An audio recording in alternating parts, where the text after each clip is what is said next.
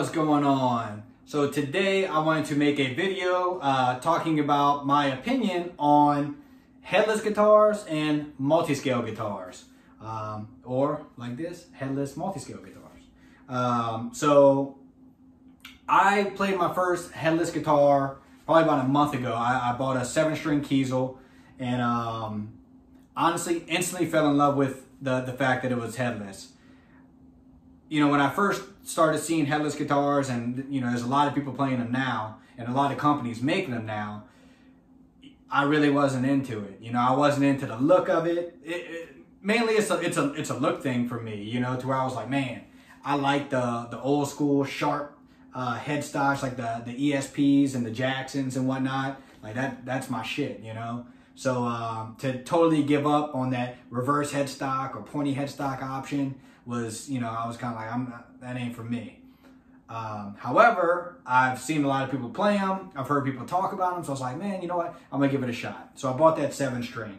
I love that guitar, but the 7-string just didn't really click with me the way I would have liked it to. However, as soon as I played the headless, I pretty much fell in love, and I knew I was going to get a 6-string headless to replace that, because just it really resonated with me and connected with me.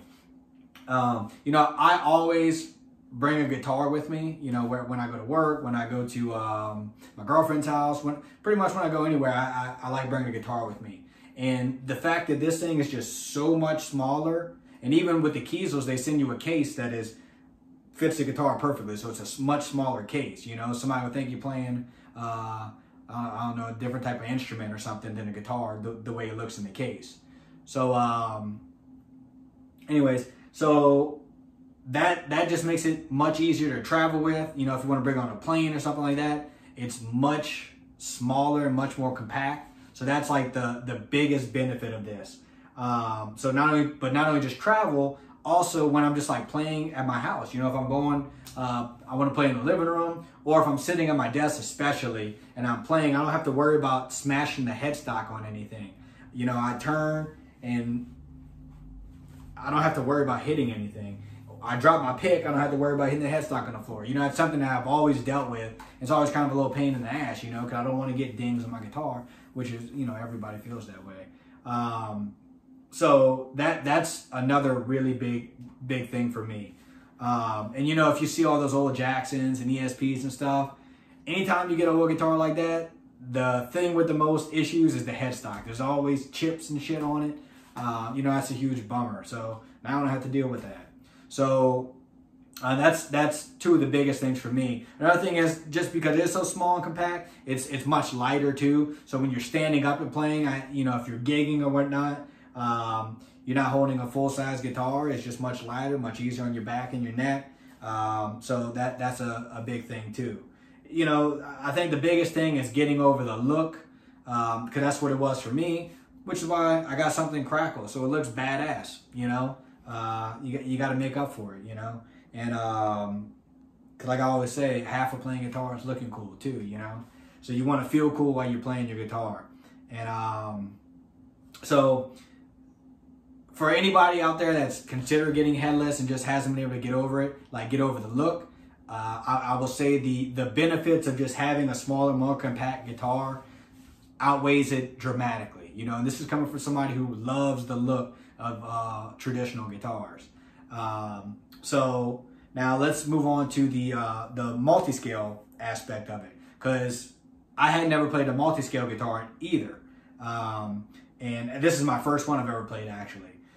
So, but I've been seeing them a lot, and I'm, you know, curious. My biggest thing is I play mostly in drop D and standard, which isn't like typical for your multi-scale guitars. Typically, that's a lower tuning type of thing to have that tension on the string. So I was like, man, is this even really for me? But this guitar went up for sale. I wanted something Crackle and headless, so I was like, I guess this is a good opportunity to try it off. If I don't like it, I'll just sell it and get something else. So anyways, I picked it up. It probably took me 5 minutes, if that, before I was like, okay, I'm pretty comfortable with this. It's hardly a difference at all. Now, I want to say that this is a 25.5 inch by 26.5 inch scale. So it's not very dramatic. You know, there's some guitars, especially with like when you're getting at more strings, where you're going to get a higher variation. You know, it's a bigger difference in scale length from the top to the bottom. So keep that in mind. I'm just speaking for 25.5 to 26.5 because, like I said, I haven't played anything with a bigger difference. So, but with this, it's hardly a difference at all. You know, it feels just as comfortable. It didn't take much getting used to. And I think it looks cooler, you know, it definitely brings up, it's a good conversation piece just to have this, and you know, just that alone. But so if you ever have any concerns about that and you are looking to get something in the same scale length, you know, I've been playing 17 years, so it was a big concern for me because I'm like, man, you know, you spend all this time learning and getting this muscle memory, I don't want anything to hinder my playing. And I will say this did not hinder anything whatsoever. So, you know, that was a huge plus. So the one thing that I did notice that was a difference is that whenever I'm doing like some rhythm stuff and I'm just doing triplets and whatnot, I feel like it's a little bit harder for me to get the same speed. And I think that's a tension thing because I play with 9 through 42s, and that's what's on this as well. So I think all I need to do is just get a heavier gauge string at the top, and I think that will pretty much neutralize that. So, and like I said, it's such a minute difference that it's not even a big deal anyways. But, you know, any slight thing that you can do to help your playing is always, you know, it's always recommended. So, yeah, you know, I appreciate you watching. If you have any questions or anything, just leave them in the comment section. I always check and I always respond. You know, because I know there's a lot of people out there that have been seeing the Headless and have been seeing the Multiscale and have a lot of questions. There's some good videos out there to kind of go over like the specifics of why these are more beneficial, you know, and whatnot. I just wanted to give it from a perspective of somebody who is new to it and has some questions like, is this going to feel right? You know, is this going to be weird? What are these like?